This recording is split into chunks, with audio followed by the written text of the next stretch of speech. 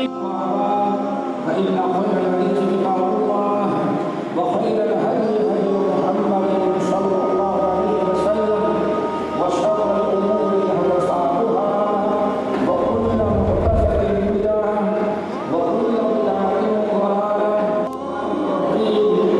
إن الله مع الذين اتقوا والذين هم محسنون.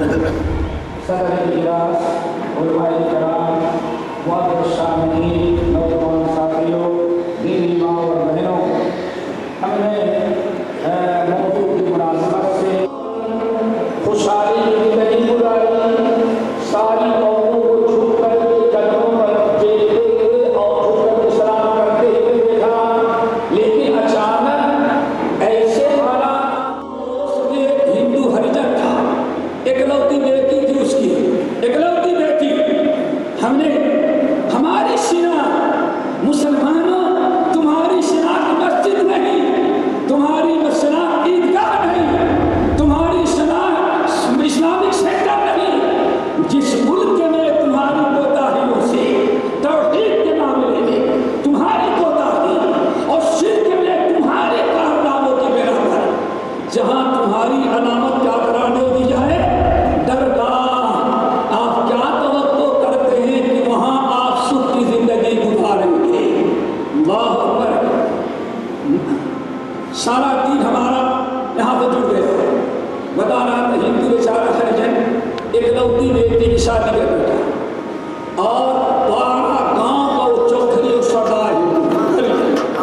پڑوسی سے ہمیں حدیث یاد آئی، امر بالمعروف والنہی عن المنکر کا فریضہ چھوڑ دینے کے بعد پہلے تو قرآن کے روح سے میرے بھائیوں اللہ تعالیٰ کی لعنت کا مستحق ہو جاتا ہے.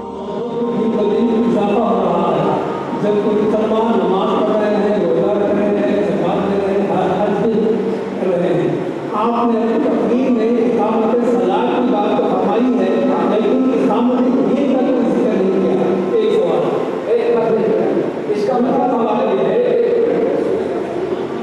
ایک سوال شاید آپ کو سنا نہیں، ہم نے کہا اقامت دین کے لیے اور ہوتے ہیں 50 مرتبہ میں اور بندے باتیں ٹی وی کی محاذرات کی یہ بات ثابت کی جا رہی ہے کہ مولانا ابوالکلام آزاد راستے عید کے سرکاری جو ہے مثبت تھا.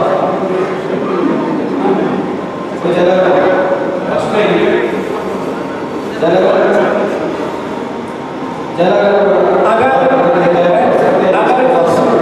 اگر کوئی ایسا کلام اور کہتی ہے جو شرکیہ کفریہ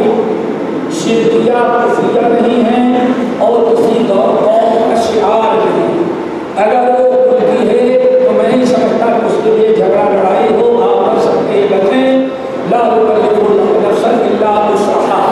اور نمبر 2، اگر کوئی ایسے کلمات اور کہتی ہے جو کفریہ شرکیہ ہیں، جس کی غیر اللہ کو پکارا جا رہا ہے، غیر اللہ کی دعائی دی جا رہی ہے، جو ہمارے عقیدے اسلام سے ٹکراتا ہے، نہ مسلمانوں نے کبھی قبول کیا ہے، نہ آج قبول کر رہے ہیں، ہمیشہ قبول کیے نہیں. بسم اللہ الرحمن الرحیم. السلام علیکم ورحمۃ اللہ وبرکاتہ. جیسے کہ آپ لوگ دیکھ رہے ہیں گوہش میں ہوں فیض عباس. میں فی الحال آج صبا فنکشن ہال میں ہوں، جہاں پر جلسہ عام سوال جواب کا نشر یہاں پر کیا گیا تھا.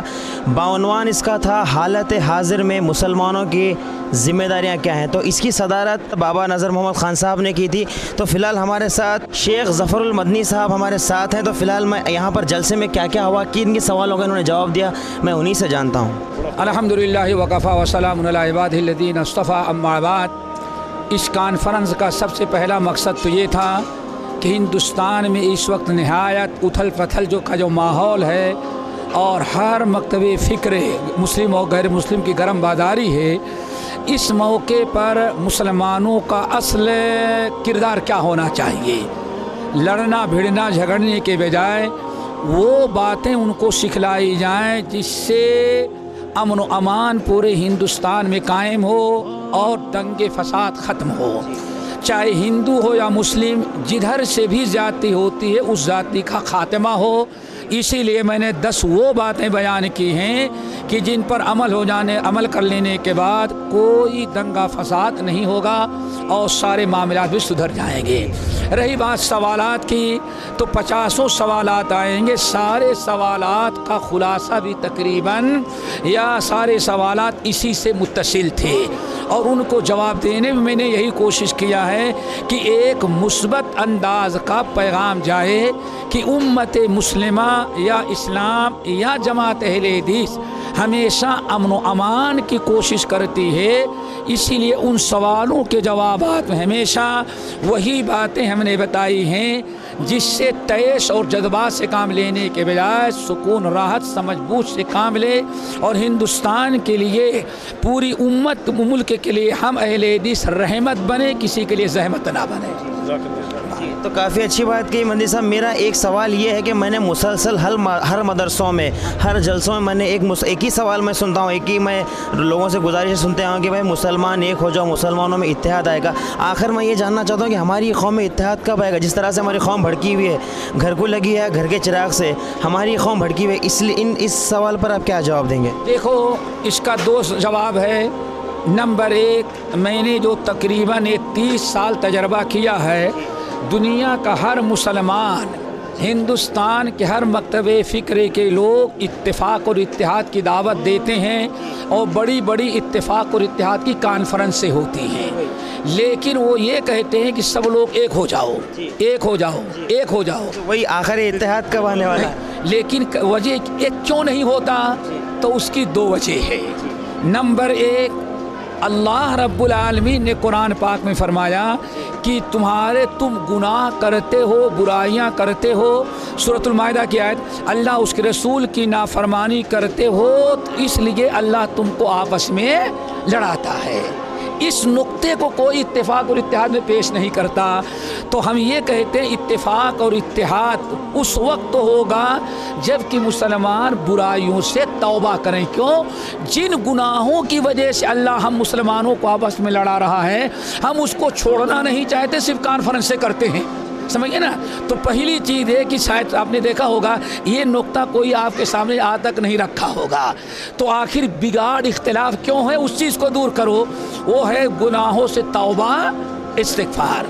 नंबर 2, इत्तेहाद की दावत सब देते हैं और इत्तेहाद का प्लेटफार्म कोई नहीं बताता। दूसरी चीज़ है कि इत्तेहाद हो कहाँ, किस बात पर इत्तेहाद हो, आई बात समझ में ना। इत्तेहाद का प्लेटफार्म क्या हो, कोई बेस होना चाहिए जिस पर हम इत्तेफाक करें। तो अल्लाह उसके रसूल ने बयान फरमाया वो एक ही प्लेटफार्म है, सूरह आल इमरान, वअतसिमू बिहब्लिल्लाहि जमीआ।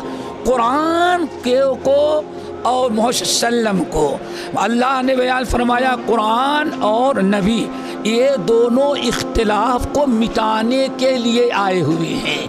तो जो इख्तिलाफ को मिटाने के लिए भेजे गए हैं कुरान और हदीस, इन दोनों को प्लेटफार्म बनाया जाए और दुनिया के सारे मुसलमानों को, खुसूसन जो हिंदुस्तान की सबसे बड़ी ज़रूरत है, अगर किताब और सुन्नत को प्लेटफार्म बना करके सारे लोग आए तो ना कोई फ़िरके वाला अल्लाह का इनकार करता है, ना कुरान का, ना नबी का। तो ये 2 प्लेटफार्म है। ये दोनों चीज़ें इत्तेफाक की दावत आज 50 साल हो गए हिंदुस्तान में देते हुए, लेकिन ये दोनों चीज़ें मद्देनज़र नहीं रखी जा रही हैं। एक तो गुनाहों से तौबा, नंबर 2 प्लेटफार्म की दावत सुन। ये दोनों आज आ जाएं, 5 मिनट के अंदर पूरे हिंदुस्तान के मुसलमान एक हो जाते हैं। अस्सलाम वालेकुम रहमतुल्लाहि व बरकातुहू। जैसा ने शेख अभी बताया कि भाई 2 पॉइंट नुक्ते बताया है, मैं इस नुक्ते पे तमाम उम्मत मुसलमान को दावत देता हूँ। अगर ये 2 नुक्ते पे अगर हम लोग अमल करेंगे तो मैं समझता हूँ इंशाअल्लाह इत्तेहाद आएगा। और हमारी ये कॉन्फ्रेंस रखने का मकसद यही है कि हम में इत्तेहाद आए और दौरे हाजिर में मुसलमानों की जो अहम जिम्मेदारी है वो 2 ही नुक्ते हैं। मैं अल्लाह से दुआ हूँ अल्लाह हमारे अमाल को कबूल करे।